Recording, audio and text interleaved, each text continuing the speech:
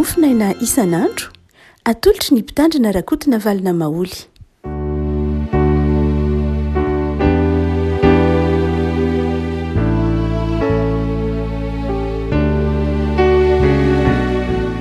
Mpifaliana ny havana no iarabanantsika tratra ity alarobia fa roa ny volana aogositra ity ny voalahatra ho mofinainantsika anio dia ny petera voalohany toko fahaefatra, petera voalohany toko fahaefatra andiny voalohany ka hatramin'ny andininy fahaenina.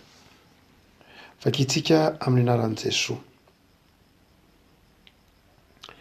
Koa satria niaritra tamin'ny nofo Kristy dia alao mba ho fiadianareo izany saina izany, fa izay niaritra tamin'ny nofo dia efa afaka tamin'io mba tsy andanianareo ny andro sisa iainanareo amin'ny nofo araka ny filan'ny olona intsony fa araka ny sitrapon'Andriamanitra.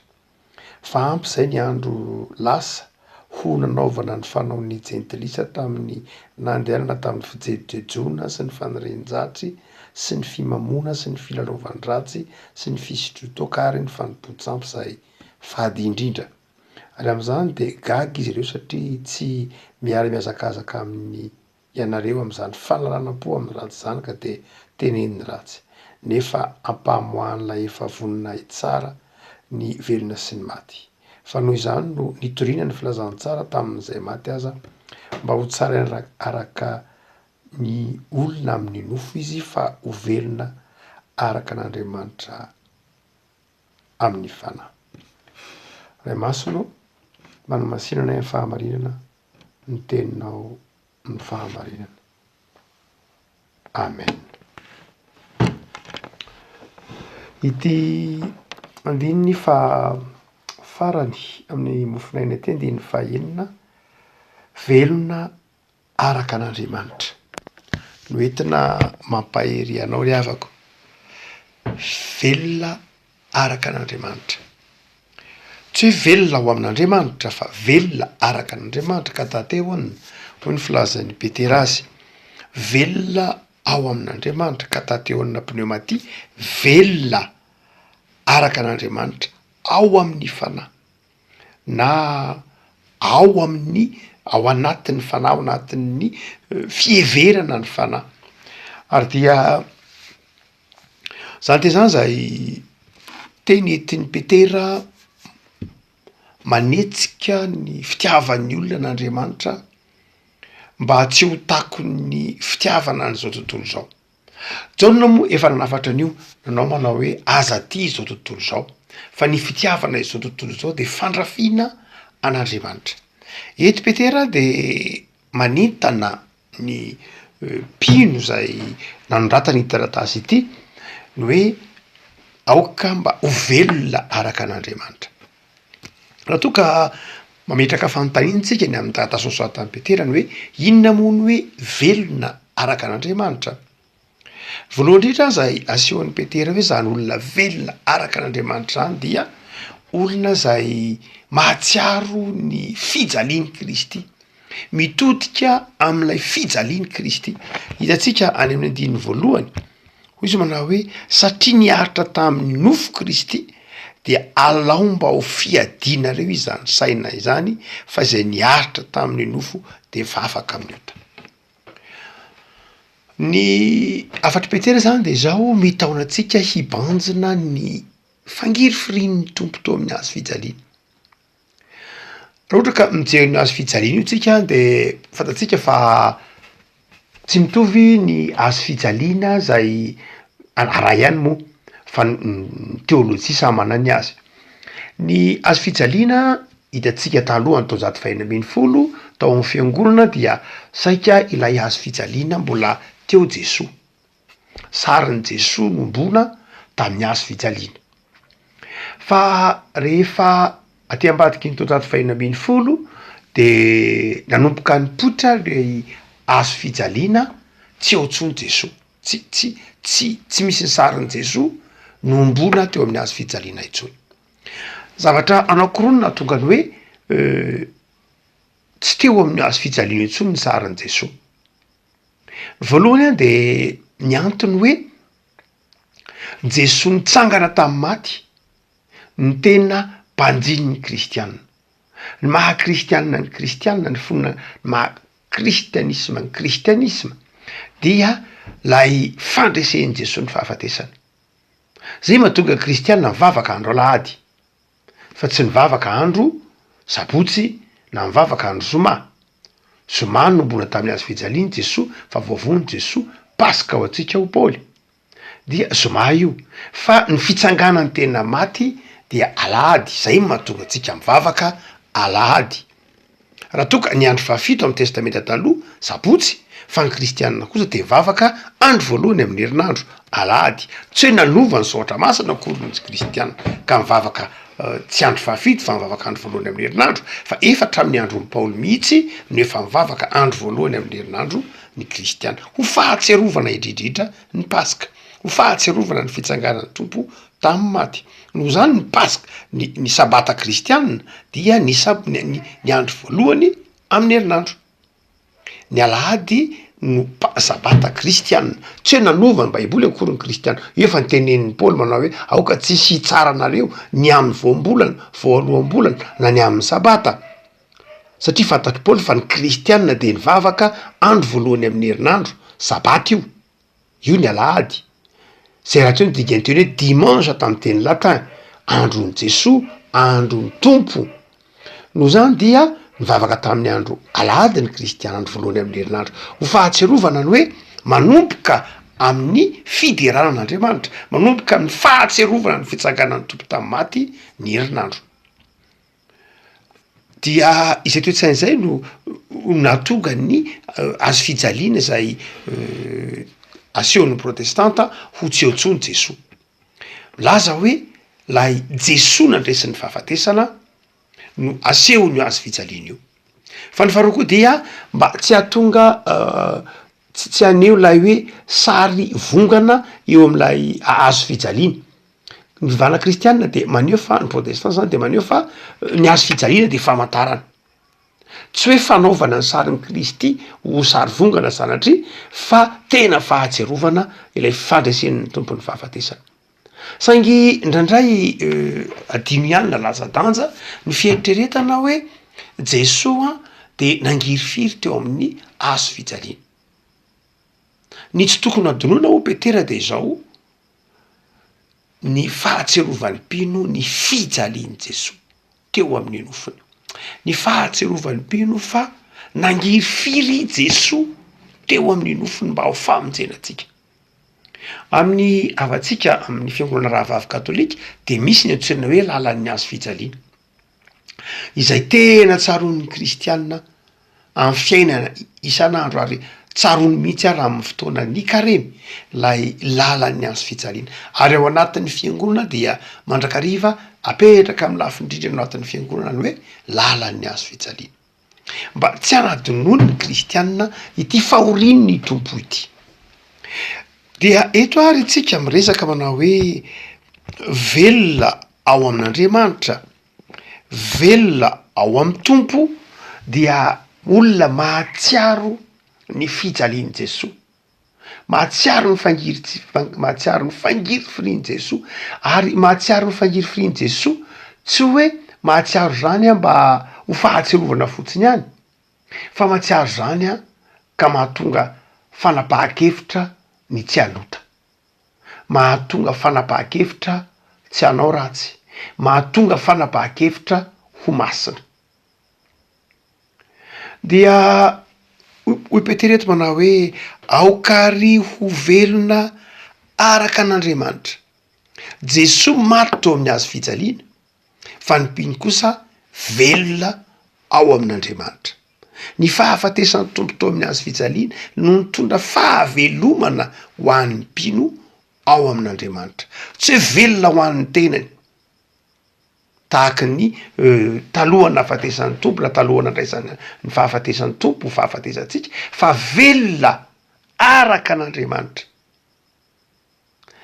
Ny faharoa ny hoe olona velona araka an'Andriamanitra, tsy hoe mahatsiaro ny fangirifirian'ny tompo ihany, fa ny faharoa de zao olona koa zay miaina ny azo lazaina hoe ny fanetretena miaina ny fifehezatena, miaina ny fahatsoram-piainana azy, zay no azo ilazana azy, miaina ny fahatsoram-piainana mihitsy. Asehon'ny Petera matetika io fiainana ataontsika hoe tso-piaina io lay ataontsika hoe sobriété, zay mifamatitra koa raha miteny hoe vigilance. Ny sobriété zay matetika miveriberina amin'ny taratasy nosoratan'ny Petera, nazahoana moa zany a fomba izy io de tena fomba fisainana mihitsy a sy fomba fiaina mihitsy a zay niainan'ireo ataontsika hoe kristianina tamin'ny andron'ny Petera, satria ny kristianina tamin'ny andron'ny Petera de mbola tao anatin'ny fanenjehana, tao anatin'ny fahatsorana, ny aina ny ataontsika hoe nefaleoteta, ny antsoina hoe nefaleoteta dia karazan-drazana fahatsorana mihitsy, fandavana ny zavatra zao tontolo zao, fandavana ny fahafinaretana. Ao anatin'ny fivavahana orthodoxe, zay fivavahana tatsinanana, de misy ny ataony hoe nepsisa.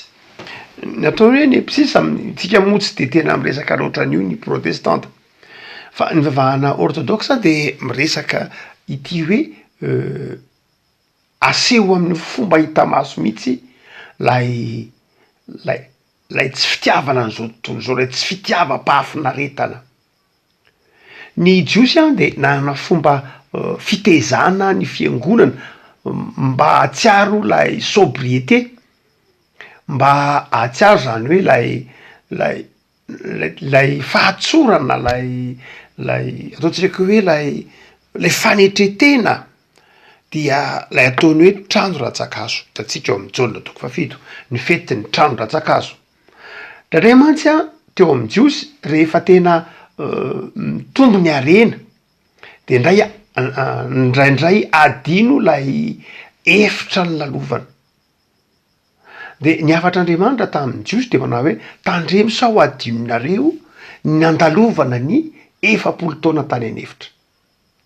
Fa rehefa tsaroanareo ilay 7 taona tany an'efitra de manjary manana fanetretena ary mahay misaotra an'Andriamanitra noho ny amin'ny ankehitriny ianareo, satria tsaroanareo hoe avy aiza ny andohanareo.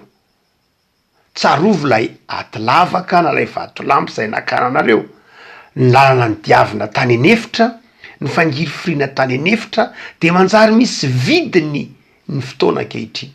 De izay ny dikan'ireny hoe fetin'ny trano ratsakazo reny, tsy fampijaliana tena tsy zay loatra, satria amin'ny fetin'ny trano ratsakazo dia miala ao am'ilay trano, ao am'ilay luxe ny olona, miala ao am'ilay trano, lay trano tsara, lay trano misy terasy takany tamin'ny andron'i Jesoa, tamin'ny andron'ny taonjato voalohany, miala ao anatin'lay fahafenona de mandeha mipetraka eny amin'ny trano ratsakazo, mahatsiaro ilay lalana ny diavina zany a tany an'efitra. Ny araka volantsika teo ny fiangonana orthodoxe de manana ny ataontsika hoe nepsisy io, zany hoe misy fotoana ahatserovana fangiry firina. Zay mahatonga ny be de be ireo monastera grika na orthodoxe zay manome toerana ataontsika hoe ascetisme na ny fifehezatena. Ray mantsy a hitantsika fa indraindray am'izao andro ianantsika zao a de betsaka ny kristianina no manadino ny fahatsoram-piainana, manadino indraindray lay lalana ny diavina ka manjary ataontsika hoe tsy ampifanetretena intsony.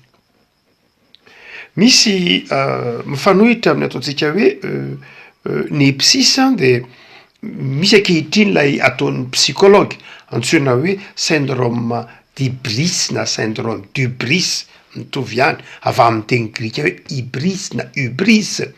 Hybris na hybris dia ao anatin'ny mythologie grecque dia lay Andriamanitra na lay tsorona karazana fahotana ny grika aloha tsy de tena mbola nahalala fivavahana grika sy nahalala loatra nantsony hoe fahotana fa fivavahana kristiana ny tena nanome ataontsika hoe hevitra mazava momba ny antsona hoe manota fa ny grika zay polyteista de tsy de tena nanao zava-dehibe zany hoe fahotana zany tsy fatany zany fahotana zany fatany hoe fivilindalana ataontsika hoe ny herisetra sy ny tahaka zany fa le fahotana mantsy de zavatra atao amin'Andriamanitra amin'ny kristianina zavatra tsy mety atao amin'Andriamanitra sy tsy mety atao amin'ny olona izay fomba fijery no fahotana indray tsy fantatry ny civilisationna grika tahaka ny afatarany kristianina azy ekeny fa misy ny ratsy faute morale ohatr'izany misy fa tsy hoe zavatra atao amin'Andriamanitra fa ny hubris kosa dia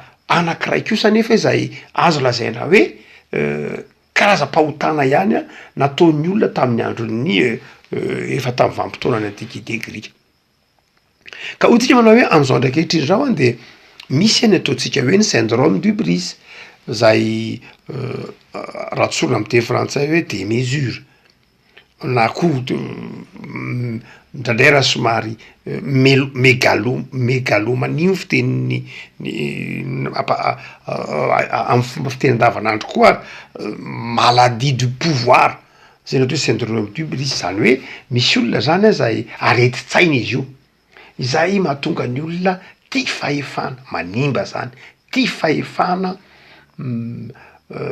maherierisetra mandratra amin'ny fiteny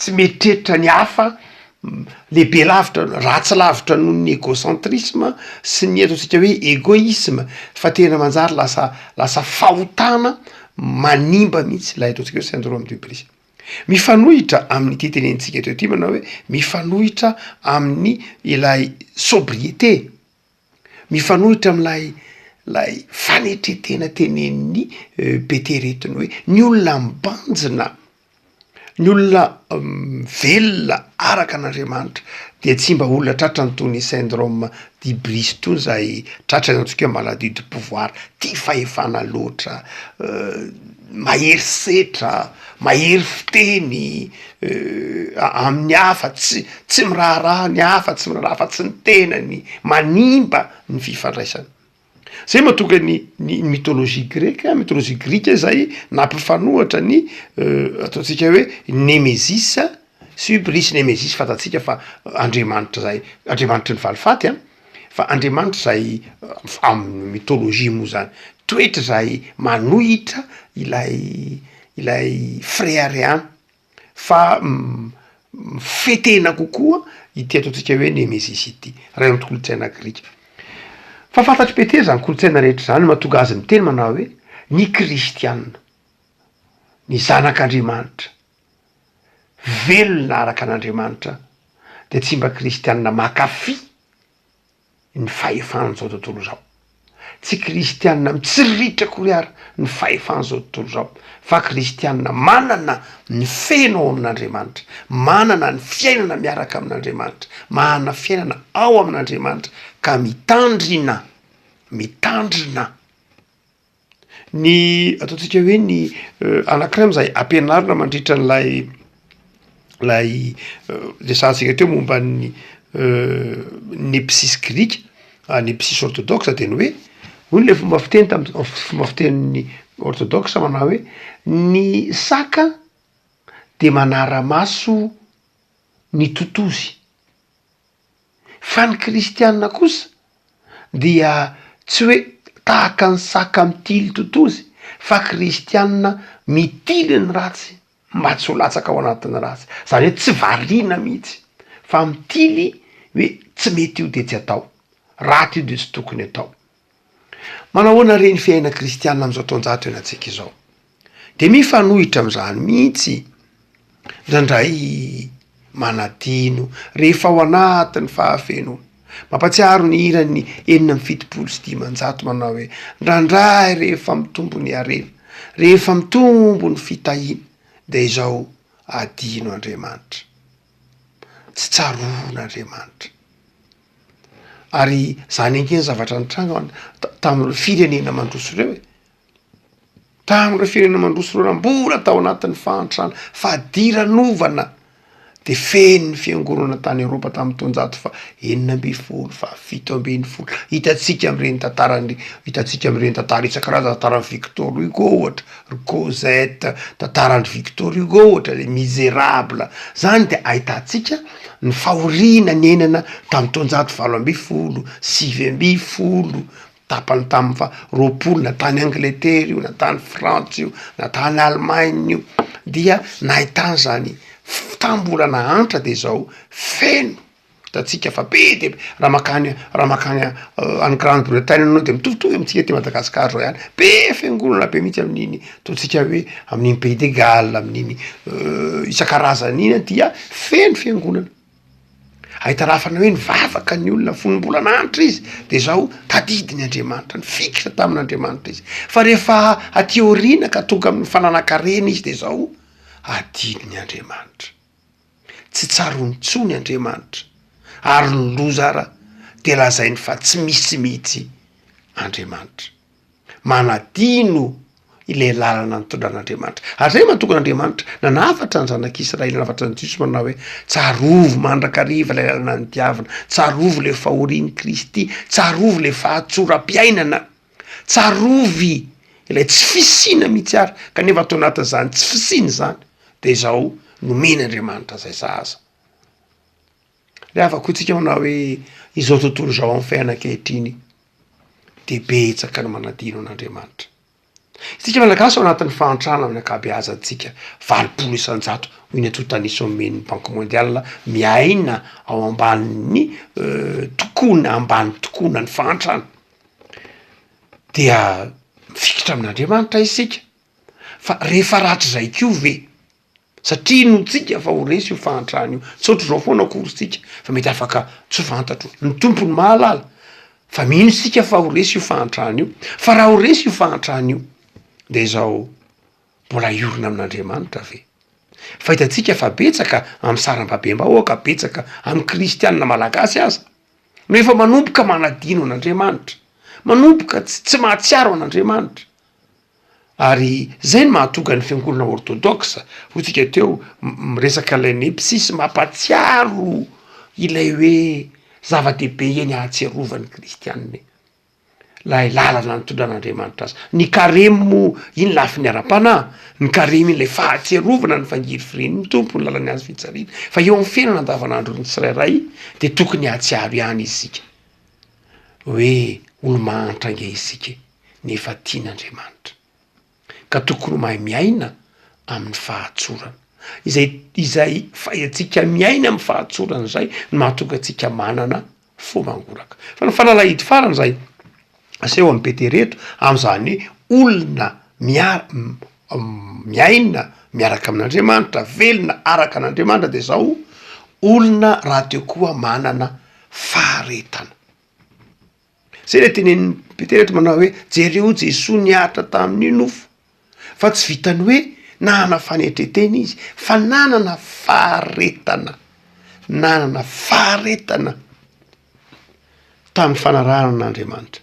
Lay faharetana de zao lay tsy fiovana ao anatin'lay zavatra mahazo na fangiry fireny io na tsindry isan-karazany io dia tsy miova mihitsy. Ny fivavahana kristiana rehefa koa malala de tsy afa-misaraka amin'ny antsoiny hoe faharetana. Matetika moa ity toetra antsoiny hoe faharetana ity de indraindray tsy de tena voaresaka loatra, indraindray tsy de tena misy taridalana ara-potoponona na ara-pratika mitaizantsika hanana faharetana. Fa raha ohatra ka amin'ny vahana bodisma ohatra, amin'ny bodista de zava-dehibe mihitsy ao anatin'ny fahendrena ny faharetana. Tsy misaraka mihitsy ny fahendrena sy ny faharetana. Fa raha moa antsika kristianina de bahana be ny finoana zava-dehibe tokoa zay fa lay lafiny faharetana amin'ny zavatra atao fikirizana amin'ny finoana de indraindray veritsika ho asan'Andriamanitra ihany hoe Andriamanitra nge no mitahiry mba haritra amin'ny fanompona fa indraindray veritsika hoe tsy itsika no mitahiry antsika amin'izany faharetana zany fa Andriamanitra ihany marina loatra fa eo ny herin'ny fahasoavana fa nahoana de zao nitaizantena koa sika mba hanapaharetany am'izany hoe fivavahany zany. Jesosy nge nyteny an'io hoe Jesosy naharitra ny vavaka. Ile lafiny hoe za manapaharetana, za rehefa velona ao amin'Andriamanitra dia velona amin'ny fanompona ao anatin'ny faharetana. Tsy voatery hoe lay lafin'ny fitahina, lafin'ny famirapiratana izay ihany no anompona an'Andriamanitra, za nomen'Andriamanitra anao, fa misy fotoana itakian'Andriamanitra mihitsy atsika hanana faharetana. Na de ao anatin'ny fotoam-pivavahana fotsiny ihany aza. De indraindray tsy tsapatsika mihitsy zany hoe faharetana am'izany asa fanompona zany. Ndraindray tsy tsapa ao anatin'ny fiangonana ary matetika mo fitentsika na hoe vatran'ny olona ny mandany fotoana atsiaroa fa tsy vatran'ny olona ny maharitra amin'ny fanompona an'Andriamanitra. Io tena misy fitezana mihitsy. Fiangonana orthodoxe rehefa de tena manana an'izany fitezana zany. Makany fiangonana orthodoxe aloha de zao misy fotoana any orthodoxe zao tsy mitsanga tsy sesa fa mitsangana daoly olona mirindra fotoam-pivavahana. Tsy hoe tsara akory ny azy na tsy mety ny atsika, tsy zay loatra. Fa ny tiana tenenina hoe move tsika mana an'izany toe-panahy maharitra izany. Jesosy maharitra amin'ny fanompona. Jesosy naharitra tamin'ny fivavahana. Jesosy niharitra hatramin'ny fahafatesana. Marina fa mba hahatonga antsika anan-karena ra-panahy na hahatonga ny tompo fato amin'ny azo fijaliana, fa moa ve isika mba manam-paharetana amin'ny fotoana ilan'ny tompo, itakin'ny tompo faharetana amintsika. Maharitra ve isika? Tsika manao hoe reo zavatra telo reo no asehon'ny Petera raha ohatra ka mametraka fanontaniana hoe manahoana moa zany hoe olona napino velona araka an'Andriamanitra, mibanjina ny azo fijalian'i Kristy izy, ka mahatsiaro ny fangiry firian'i Kristy. Olona tsy misakaiza amin'izao tontolo zao, mijoro tsara, mana fanetretena, mafetena, tsy makatahaka amin'ny fiainana n'izao tontolo zao. Ary fahatelo, olona manana faharetana ao anatin'izany fibanjinana ny azo fijalian'i Kristy, mana faharetana amin'izany fijoroana amin'ny mahampino zany. Ivavaka sika. Tompo misaotra anao zahay fa maty ho anay ianao, ary alainay tahaka tahafinay ny toetranao Jesosy ny amin'ny faharetana amin'ny vavaka, dia mampahereza anay tompo anapaharetana amin'ny vavaka, tsy isakaiza amin'izao tontolo zao, de ataovy mitoetra betsaka ty anatinay ny fitiavana ny fanomponanao. Miazakazaka amin'ny filalaovana izao tontolo zao hoy ny afatrao, fa zay kosa tombo tao miazakazaka amin'ny faharetana amin'ny fanomponanao, amin'ny faharetana amin'ny fitiavana amana, amin'ny faharetana amin'ny fitiavana ny filazantsara. Mitoera ty anatinay Jesosy, afahanay miavao isan'andro amin'ny fanomponanao. Amen.